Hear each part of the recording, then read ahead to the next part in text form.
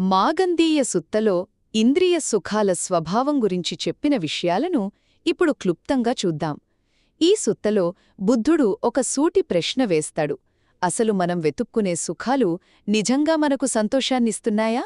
ఆయన చెప్పే సమాధానం మనం ఆలోచించే విధానాన్ని ఖచ్చితంగా మార్చేస్తుంది.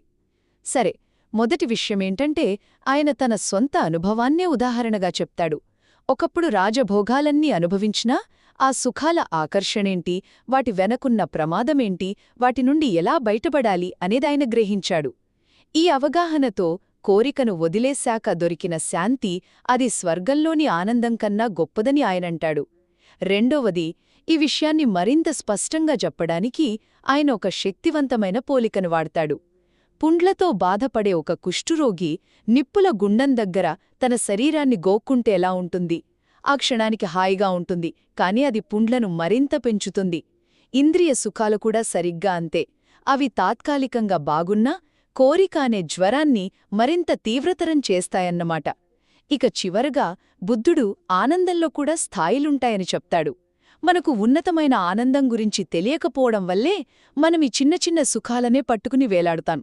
విముక్తి పొందిన మనస్సు అనుభవించే శాంతి ముందు దేవతల ఆనందం కూడా చిన్నదేనని అంటాడు. ఆ స్థితిని చేరినవారు ఇక కింది స్థాయి సుఖాల వైపు చూడరు. ఒక్క మాటలో చెప్పాలంటే ఈ బోధన ప్రకారం కోరిక ఒక జ్వరం లాంటిది. నిజమైన ఆనందం ఆ జ్వరాన్ని సంతృప్తిపరచడంలో కాదు, దాన్ని పూర్తిగా నయం చేసుకోవడంలోనే ఉంది.